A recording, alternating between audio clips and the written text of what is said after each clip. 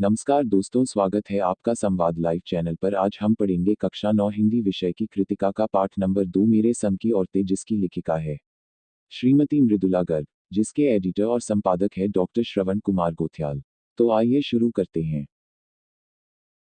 Number 2 मेरे संग की औरतें। मेरी एक नानी थी, जाहिर है, पर मैंने उन्हें कभी देखा नहीं। मेरी माँ की शादी होने से पहले ही उनकी मृत्यु हो गई थी। शायद नानी से कहानी न सुन पाने के कारण बाद में हम तीनों बहनों को खुद कहानियां कहनी पड़ी। नानी से कहानी भले न सुनी हो, नानी की कहानी जरूर सुनी और बाद में जाकर उसका असली मर्म समझ में आया। पहले इतना ही जाना कि मेरी नानी पारंपरिक, अनपढ़, परदानशी औरत थी, जिसके पति शादी के तुरंत बाद उन्हें छोड़कर बैरिस्ट्री पढ़ने विलायत चले गए थे। कैम्ब्रिज विश्वविद्यालय से डिग्री लेकर जब वे लौटे और विलायती रीति रिवाज के संग जिंदगी बसर करने लगे, तो नानी के अपने रहन सहन पर उसका कोई असर नहीं पड़ा। न उन्होंने अपने किसी इच्छा, आकांक्षा या पसंद नापसंद का इजहार पति पर कभी किया। पर जब कम उम्र में नानी ने खुद को मौत के करीब पाया, तो 15 वर्षीय इकलौती मेरी बेटी मेरी माँ की शादी की फिक्र ने इतना डराया कि मैं एकदम मुंहजोर हो उठी। नाना से उन्होंने कहा कि वे पर्दे का लिहाज छोड़कर उनके दोस्त स्वतंत्रता सेनानी प्यारेलाल शर्मा से मिलना चाहती हैं। सब दंग हैरान रह गए। जिस पर्दानाशी औरत ने पराये मर्द से क्या, खुद अपने मर्द से मुंह खोलकर बात नहीं की थी, आखिरी वक्त में अजनबी से क्या कहना चाह सकती है। पर नाना ने वक्त की कमी और मौके की नजाकत की लाज रखी। सवाल जवाब में वक्त बर्बाद करने के बजाय फौरन जाकर दोस्त को लिवा लाए और बीवी के हुजूर में पेश कर दिया। अब जो नानी ने कहा वो और भी हैरत अंगेज था। उन्होंने कहा, वचन दीजिए कि मेरी लड़की के लिए वर आप तय करेंगे। मेरे पति तो साहब हैं और मैं नहीं चाहती मेरी बेटी की शादी साहबों के फरमारदार से हो। आप अपनी तरह आजादी की सिपाही ढूंढकर उसकी शादी करवा दीजिएगा। कौन कह सकता था कि अपनी आजादी से पूरी तरह बेखबर उस औरत के मन में देश की आजादी के लिए ऐसा जुनून होगा। बाद में मेरी समझ में आया कि दरअसल वे निजी जीवन में काफी आजाद ख्याल की रही होंगी। ठीक है, उन्होंने नाना की जिंदगी में कोई दखल नहीं दिया, ना उसमें साझेदारी की, पर अपनी जिंदगी को अपने ढंग से जीती जरूर रही। पारंपरिक, घरेलू, उबाऊ और खामोश जिंदगी जीने में आज के हिसाब से क्रांतिकारी चाहे कुछ ना रहा हो, दूसरे की तरह जीने के लिए मजबूर ना होने में असली आजादी कुछ ज्यादा ही थी। खैर, इस तरह मेरी माँ की शादी ऐसे पढ़े लिखे होनहार लड़के से हुई, जिसे आजादी के आंदोलन में हिस्सा लेने के अपराध में आईसीएसई के इम्तिहान में बैठने से रोक दिया गया था और जिसकी जेब से पुश्तैनी पैसा धेला एक नहीं था। माँ बेचारी अपनी माँ और गांधी जी के सिद्धांतों के चक्कर में सादा जीवन जीने और ऊंचे ख्याल रखने पर मजबूर हुई। हाल उनका यह था कि खादी की साड़ी उन्हें इतनी भारी लगती थी कि कमर चनका खा जाती। रात रात भर जागकर वे उसे पहनने का अभ्यास करती, जिससे दिन में शर्मिंदगी न उठानी पड़े। वे कुछ ऐसी नाजुक थी कि उन्हें देखकर उनकी सास यानी मेरी दादी ने कहा था, हमारी बहू तो ऐसी है कि धोई पोंछी और छीके पे टांग दी। गनीमत यह थी कि किसी ने उन्हें छीके पर से उतारने की पेशकश नहीं की। क्यों नहीं की? उसकी दो वजह थी। पहली यह कि हिंदुस्तान के तमाम वशिंदों की तरह उनके ससुराल वाले भी साहबों से खासे अभिभूत थे और मेरे नाना पक्के साहब माने जाते थे। बस जाते से वो हिंदुस्तानी थे, बाकी चेहरे मोहरे, रंग ढंग, पढ़ाई लिखाई सब में अंग्रेज थे।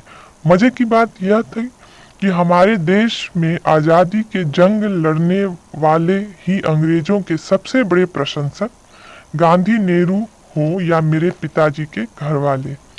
भले लड़का आजादी की लड़ाई लड़ते, जेब खाली और शोहरत सिर करता रहे, दबदबा उसके साहसी ससुर का ही था। एक अन बान शान वाले साहब ने उसके सिर फरे लड़के की अपनी नाजुक जान लड़की सौंपी। उससे रोमांचक क्या कोई परी कथा होती।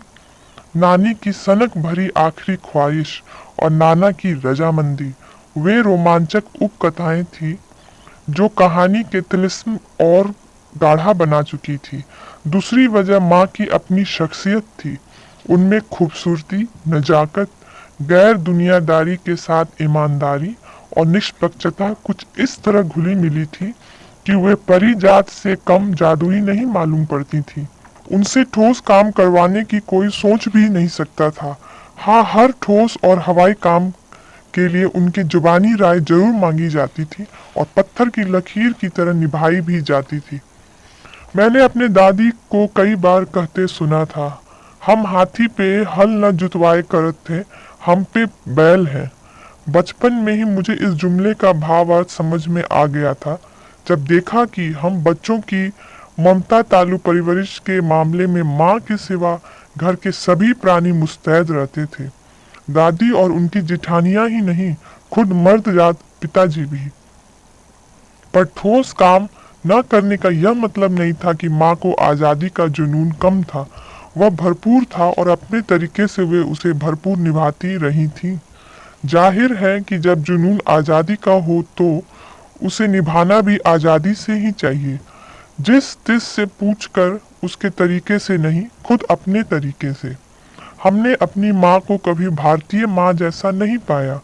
ना उन्होंने कभी हमें लाड़ किया, ना हमारे लिए खाना पकाया और ना अच्छी पत्नी बहू होने की सीख दी। कुछ अपनी बीमारी के चलते हुए वे घर बार नहीं संभाल पाती थी, पर उसमें ज्यादा हाथ उनकी अरुचि का था।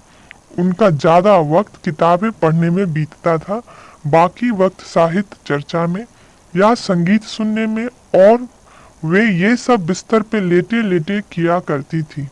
फिर भी जैसा मैंने पहले कहा था, हमारे परंपरागत दादा दादी या उनकी ससुराल के अन्य सदस्य उन्हें न नाम धरते थे, न उनसे आम औरत की तरह होने की अपेक्षा रखते थे। उनमें सबकी इतनी श्रद्धा क्यों थी, जबकि वह पत्नी, माँ और बहू के किसी प्रचारित कर्तव्य का पालन नहीं करती थी। साहबी खानदान के रोग के अलावा मेरी समझ में दो कारण आए हैं। एक, वे कभी झूठ नहीं बोलती थी, और दो, वे एक की गोपनीय बात को दूसरे पर जाहिर नहीं होने देती थी। पहले के कारण उन्हें घर वालों का आदर मिला हुआ था, दूसरे के कारण बाहरों वालों की दोस्ती। दोस्त वे हमारी भी थी। माँ की भूमिका हमारे पिता बखूबी निभा देते थे। मुझे याद है बचपन में भी हमारे घर में किसी की चिट्ठी आने पर कोई उससे यह नहीं पूछता था कि उसमें क्या लिखा है, भले वह एक बहन की दूसरे के नाम क्यों ना हो, और माँ यह जानने को बेहाल हो कि बीमारी से वह उबरी या नहीं। छोटे से घर में 6 बच्चों के साथ सास ससुर आदि के रहते हुए भी हर व्यक्ति को अपना निजत्व बनाए रखने की छूट थी। इसी निजत्व बनाए रखने की छूट का फायदा उठाकर हम 3 बहनें और छोटा भाई लेखन के हवाले हो गए। लीक के खिसके अपने पूर्वजों में माँ और नानी ही रही होती तो गनीमत रहती, पर अपनी एक परदादी भी थी जिन्हें कतार से बाहर चलने का शौक था। उन्होंने व्रत ले रखा था कि अगर खुदा के फजल से उनके पास कभी 2 से ज्यादा धोतियां हो जाएंगी तो वे तीसरी दान कर देंगी।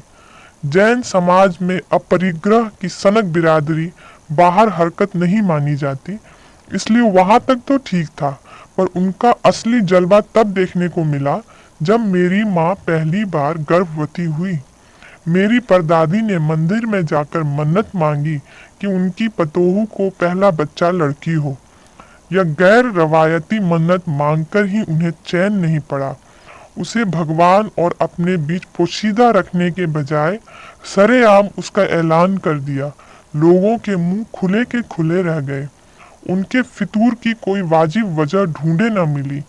यह भी नहीं कह सकते कि खानदान में पुश्तों से कन्या पैदा नहीं हुई थी, इसलिए माँ जी बेचारी कन्यादान के पुण्य के अभाव को पूरा करने के चक्कर में थी।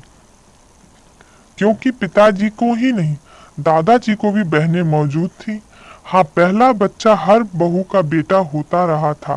खैर, माँ जी ने अपनी तरफ से कोई सफाई नहीं दी, बल्कि बदस्तूर मंदिर जाकर मन्नत दोहराती रही। पूरा नुक्कड़ गांव जानता था कि माँ जी का भगवान के साथ सीधा सीधा तार जुड़ा हुआ है, बेतार का तार। इधर वह तार खींचती, उधर टन से तथास्तु बजता।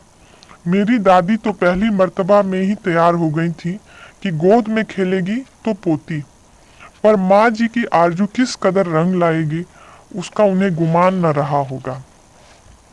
लड़की की गैर वाजिब जस्तजू सुन भगवान कुछ ऐसा अफरा तफरी में आ गए कि एक न दो पूरी 5 कन्याएं एक के बाद एक धरती पर उतार दी।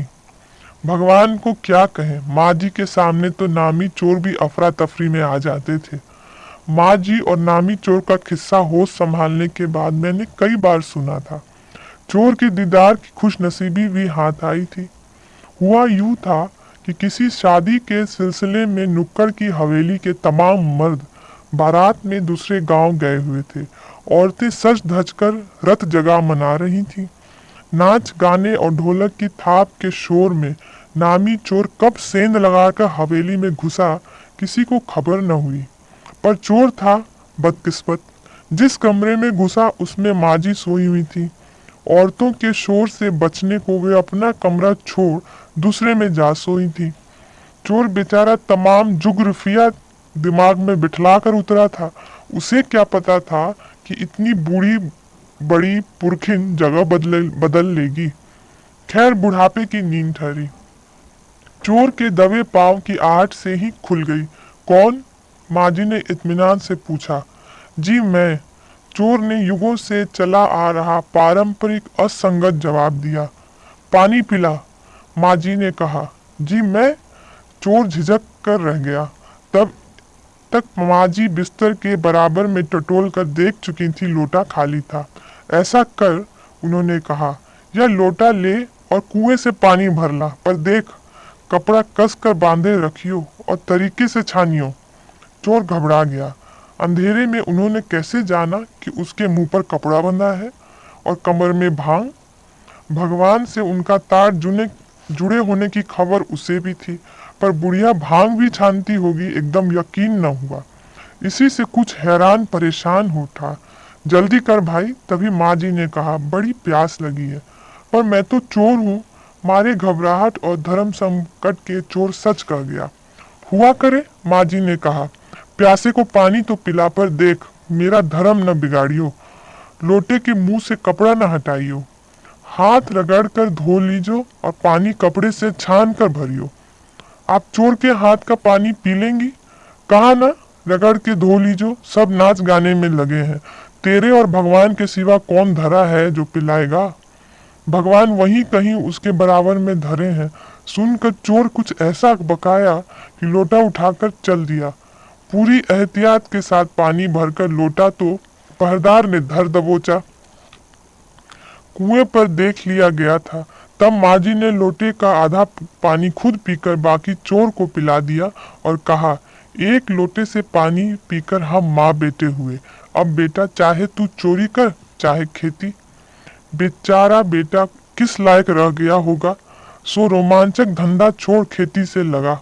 सालों साल लगा रहा। जब मैंने उसे देखा तो बड़ा भला मानुस बूढ़ा लगा मुझे, डरा डरा हैरान सा। अब खानदानी विरासत कहिए या जीवानियों का प्रकोप, उन 2 सन की बुढ़ियों के बीच में अच्छी फंसी। एक तरफ माँ जी के चलते अपने लड़की होने पर कोई हीन भावना मन में नहीं उपजी, दूसरी तरफ नानी के चलते देश की आज़ादी को लेकर नाहक रोमानी ही रही। 15 अगस्त 1947 को जब देश को आज़ादी मिली, या कहना चाहिए जब आज़ादी पाने का जश्न मनाया गया, तो दुर्योग से मैं बीमार थी। उन दिनों टाइफाइड खासा जानलेवा रोग माना जाता था। इसलिए मेरे तमाम रोने धोने के बावजूद डॉक्टर ने मुझे इंडिया गेट जाकर जश्न में शिरकत होने की इजाज़त नहीं दी, क्योंकि डॉक्टर अपने नाना के परम मित्र, उनसे ज़्यादा नाना थे। इसलिए हमारे पिताजी, जो बात बात पर सत्ताधारियों से लड़ते भिड़ते फिरते थे, चुप्पी साध गए। मैं बस्तूर रोती कलपती रही। क्या कोई बच्चा इकलौती गुड़िया के टूट जाने पर रोया होगा? मेरी उम्र तब 9 बरस की थी, इतनी छोटी नहीं कि गुड़िया से बहलती और इतनी बड़ी भी नहीं कि डॉक्टरी तर्क समझकर पिताजी मुझे ब्रदर्स कारामजोव उपन्यास पकड़ा जाए। किताबें पढ़ने का मुझे मिराक था। जब कुछ देर बाद मैंने देखा कि पिताजी को छोड़कर घर के बाकी सब प्राणी पलायन कर चुके थे और पिताजी दूसरे कमरे में बैठे अपनी किताब पढ़ रहे थे, तो रोना धोना छोड़कर मैंने भी किताब खोल ली। एक बार शुरू कर लेने पर उसने मुझे इतनी मोहलत नहीं दी कि दोबारा रोना शुरू करूं या कोई काम पकड़ूं। उस वक्त ब्रदर्स कारामजोव मुझे देने से क्या तुक थी, तब मेरी समझ में नहीं आया।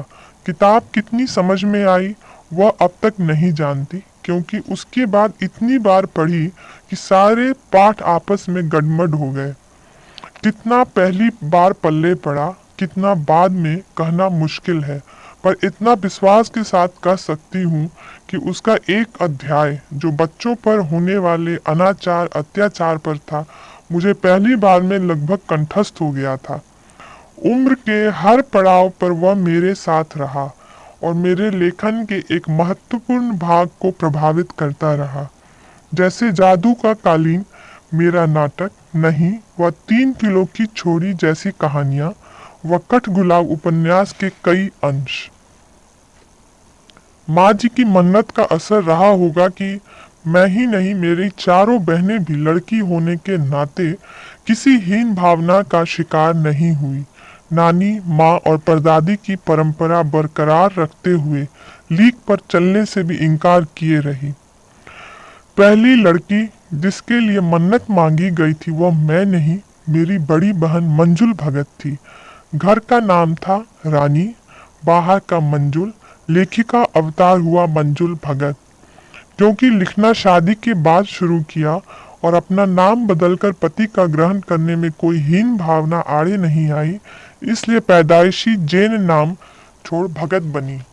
दूसरे नंबर पर मैं थी। घर का नाम उमा, बाहर का मृदुला। मैंने भी शादी के बाद लिखना शुरू किया, सो बतौर लेखिका नाम चला मृदुला गर्ग। मुझे याद है जब हमने लिखना शुरू किया उससे कुछ पहले नारीवाद का चलन हुआ था। शादी के बाद नाम न बदलने का रिवाज उसी ने चलाया था। मन्नू भंडारी का हवाला देकर हमसे भी पूछा जाता था कि आप लोग इतनी पोंगापंथी घर घुस्सू क्यों हो, नाम क्यों नहीं बदला? हमारे पास इसका कोई ढंग का जवाब नहीं होता था। अब भी नहीं है, पर नाम न बदलने से अपने व्यक्तित्व का कोई नुकसान होते मैंने नहीं देखा। पूछने को तो पिताजी से लोग यह भी पूछते थे, 5 बेटियों से आपका मन नहीं भरा जो हर बेटी के 2-2 नाम रख छोड़े हैं? मुझसे छोटी बहन का नाम गौरी और बाहर का चित्रा। वह नहीं लिखती। उसका कहना है वह इसलिए नहीं लिखती क्योंकि घर में कोई पढ़ने वाला भी तो चाहिए। खैर, उसके बाद जब चौथी 5वीं बेटियां पैदा हुई तो पिताजी ने इतनी बात जमाने की सुनी कि उनका एक एक नाम ही रखा, रेनू और अचला।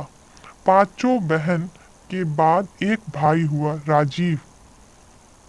मजे की बात यह है कि बीच की 2 बहनें ही लेखन से बची रहीं। अचला और राजीव फिर उसमें जा फंसे। अचला मुझसे 8 साल छोटी है और वक्त के बदलाव की लाज रखते हुए अंग्रेजी में लिखती है, पर राजीव फिर हिंदी के हवाले। हम 4 लिखते हैं और तमाम खानदान हमें पढ़ता है। मेरी ससुराल में मुझे कोई नहीं पढ़ता। इस तथ्य को हजम करने में मुझे काफी वक्त लगा। फिर उसके फायदे भी नजर आने लगे। कम से कम घर के भीतर जो मुझे हिंदी आलोचना बुद्धि से 2-4 नहीं होना पड़ता। खैर, मैं अपनी नहीं उन अदेवियों की बात कहना चाहती हूँ जो परदादी की मन्नत और नतीजन धरती पर आई और लेखक नहीं बनी। जो बनी उन्हें सांस लेने की जरूरत कुछ ज्यादा हो, समझ में आता है। जैसे मेरे पिताजी ने एक बार मंजुल से कहा था, कोई दम नहीं घुटता, सांस लेने की जरूरत ही ज्यादा है। पर यहाँ तो हम शेर तो गैर लेखिका बहन सवा शेर। चौथे नंबर वाली रेनू का आलम यह था कि गर्मी के दोपहरी में स्कूल से वापसी पर जब गाड़ी उसे और उससे छोटी बहन अचला को बस अड्डे से लेने आती तो रेनू उसमें बैठने से इनकार कर देती। उसका कहना था कि यूं थोड़ा सा रास्ता गाड़ी में बैठकर तय करना सामंत शाही का प्रतीक है, जो शायद था, पर साथ ही पिता के अतिरिक्त लाड़का भी, और रसोई का खाना खिलाकर जल्दी फारिग करने का लाचारी का भी। माँ तो सब चीजों से उदासीन रहती थी, पर पिता काफी कुड़ते भूनते जब देखते कि अचला गाड़ी में बैठी चली आ रही है और रेनू पीछे पीछे पसीने में तरबतर खरामा खरामा। बचपन में एक बार चुनौती दिए जाने पर उसने जनरल थिमैया को पत्र लिखकर उनका चित्र मंगवा लिया था, जो एक मोटरसाइकिल सवार जवान आकर उसके हाथ में दे गया था। पड़ोस में उसका रुतबा काफी बढ़ गया था। गाड़ी में बैठने के साथ उसे इम्तिहान देने से भी परहेज था। स्कूल तो जैसे तैसे पास कर लिया, पर जब बीए के इम्तिहान देने की बारी आई तो वह अड़ गई। पहले मुझे समझाओ कि बीए करना क्यों जरूरी है, तब मैं इम्तिहान दूंगी। अगर मुझे यकीन आ गया कि हाँ कोई फायदा है, वरना नहीं। हमने तरह तरह के तर्क दिए। माँ ने कहा पिताजी से पूछो। पिताजी ने कहा नौकरी कर पाओगी, शादी कर पाओगी, लोग इज्जत से देखेंगे, वगैरह वगैरह। कोई तर्क विश्वसनीय नहीं लगा, न रेनू को न खुद उन्हें। आखिर उन्होंने उसी कुतर्क का सहारा लिया जो युगों से माँ बाप के काम आता रहा है। कहा बीए करो, क्योंकि मैं कह रहा हूँ करो। रेनू ने बीए कर तो लिया, पर सब पिता की खुशी के लिए, यानी पास होने लायक नंबर लाकर। सच बोलने में वह माँ से भी 2 कदम आगे। गनीमत यह है कि आधा समय उसके सच सुनकर लोग सोचते हैं वह मजाक कर रही होगी, इसलिए बिना मेहनत वह लोगों को हंसाए रख लेती है। आज भी उसे कोई इत्र भेंट करता है तो वह कहती है नहीं चाहिए, मैं तो नहाती हूँ। तीसरे नंबर पे चित्रा है। वह कॉलेज पढ़ने तो जाती थी, पर खुद पढ़ने से ज्यादा दिलचस्पी औरों को पढ़ाने में रखती थी। इसलिए इम्तिहान में उसके अंक कम और उसके शागिर्दों के ज्यादा आते थे। पर अपना यहाँ सब चलता था। उसकी शादी का वक्त आया तो उसने एक नज़र में लड़का पसंद करके ऐलान कर दिया कि शादी करेगी तो उसी से। मुश्किल यह थी कि हमारे माँ बाप ही नहीं, खुद लड़का भी उसके निर्णय से वाकिफ नहीं था। पर उसने कहा वह जो सोच लेती है करके रहती है, तो उसकी शादी उस लड़के से हुई। कोई मुश्किल पेश नहीं आई। आती क्यों? उसने कहा मैंने पहली मुलाकात में ही उसे बतला दिया था कि मैं जो सोच लेती हूँ होकर रहता है। तो उसने बात आगे खींची ही नहीं, पहली मुलाकात में ही हथियार डाल दिया। हम में सबसे छोटी बहन अचला काफी दिनों तक कुछ कम खिसकी मालूम पड़ती रही। पिता का कहा मानकर पहले अर्थशास्त्र किया, फिर पत्रकारिता में दाखिला लिया, ढंग से पढ़ाई की, पास हुई, फिर पिता की पसंद से शादी भी कर ली, पर उसके आगे लीक पर नहीं चल पाई। घर बार में मन ज्यादा रुचा नहीं और मंजुल और मेरी तरह उम्र के 30 बरस पार करते ही लिखने का रोग लगा लिया। एक बात हम में एक सी रही, घर बार के परंपरागत तरीकों से हमने भले न चलाया, उसे तोड़ा भी नहीं। शादी एक बार की और उसे कायम रखा, चाहे तलाक के कगार पर खड़ी चली हो, पर कगार तोड़ डूबी नहीं। शायद इसलिए कि जैसे मैंने अपने पहले उपन्यास में लिख डाला था, हम अभी विश्वास करती रही होंगी कि मर्द बदलने से कोई प्रयोजन सिद्ध नहीं होता। घर के भीतर रहते हुए भी अपनी मर्जी से जी लो तो काफी है। शादी के बाद मैं बिहार के ऐसे छोटे कस्बे डालमिया नगर में रही, जहां मर्द औरतें चाहे पति पत्नी क्यों न हो, पिक्चर देखने भी जाते तो अलग अलग दड़बों में बैठते। मैं दिल्ली से कॉलेज की नौकरी छोड़कर वहां पहुंची थी और नाटकों में अभिनय करने का शौकीन रही थी। मैंने उनके चलन से हार नहीं मानी। साल भर के भीतर उन्हीं शादीशुदा औरतों को पराये मर्दों के साथ नाटक करने के लिए मना लिया। अगले 4 साल तक हमने कई नाटक किए। अकाल राहत कोष के लिए उन्हीं के माध्यम से पैसा भी इकट्ठा किया। वहां से निकली तो कर्नाटक के और भी छोटे कस्बे बागलकोट में पहुंच गई। तब तक मेरे 2 बच्चे हो चुके थे जो स्कूल जाने लायक उम्र पर पहुंच रहे थे, पर वहां कोई ढंग का स्कूल नहीं था। लोगों की राय पर मैंने पास के कैथोलिक बिशप से दरख्वास्त की कि उनका मिशन वहां के सीमेंट कारखानों की आर्थिक मदद से हमारे कस्बे में एक प्राइमरी स्कूल खोल दे। पहले उन्होंने कहा, चूंकि उस प्रदेश में क्रिश्चियन जनसंख्या कम थी, इसलिए वो वहां स्कूल खोलने में असमर्थ थे। मैंने गैर क्रिश्चियन बच्चों को भी शिक्षा पाने के लायक सिद्ध करते हुए अपना इसरार जारी रखा। तब उन्होंने कहा, हम कोशिश कर सकते हैं, बशर्ते आप हमें यकीन दिलाएं कि वह स्कूल अगले 100 वर्षों तक चलेगा। मुझे गुस्सा आ गया। मैंने कहा, स्कूल को छोड़िए, किसी के भी बारे में यकीन नहीं दिलाया जा सकता कि वो अगले 100 बरस तक चलेगा। वे भी गुस्सा खा गए। बोले, खुदा का लाख शुक्र है, बच्चों के ना पढ़ पाने की समस्या आपकी है, मेरी नहीं। बात कड़वी थी पर 100% सच। सच के आगे सिर झुकाने की हमारी बचपन की आदत थी। सो मैंने तय किया कि मैं खुद अंग्रेजी, हिंदी, कन्नड़ 3 भाषाएं पढ़ाने वाला प्राइमरी स्कूल वहां खोलूंगी और कर्नाटक सरकार से उसे मान्यता भी दिलाऊंगी। वहां के अनेक मेहनती और खिसके लोगों की मदद से यह व्रत पूरा हुआ। मेरे बच्चे तथा अन्य अफसरों के बच्चे उसी स्कूल में पढ़े। बाद में अलग अलग शहरों के अलग अलग ख्यात स्कूलों में भी दाखिला भी पा गए। ऐसे अनेक मौके आए जब मैंने अपने जिद्दीपन के नमूने पेश किए, पर सबसे ज्यादा उसने मंच पाया मेरे लेखन में, जो शुरू से अब तक लीक से खिसका अपनी राह खुद तलाशता रहा है। पर सब कुछ कर लेने पर भी मैं अपनी छोटी बहन रेनू के मुकाबिल नहीं पहुंच सकती। 1950 के अंतिम दौर में एक रात दिल्ली में एक साथ 9 इंच बारिश हो गई।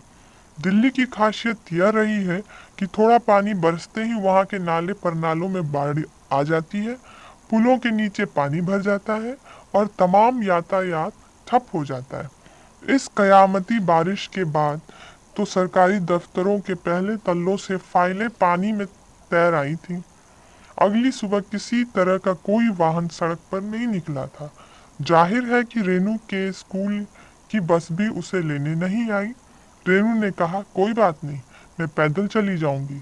सबने समझाया, स्कूल बंद होगा, मत जाओ। उसने कहा, आपको कैसे पता?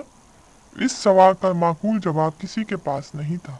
हमारे यहाँ फोन जरूर लगा हुआ था, स्कूल में भी रहा होगा, पर बारिश के चलते वहां ठप पड़ गया था।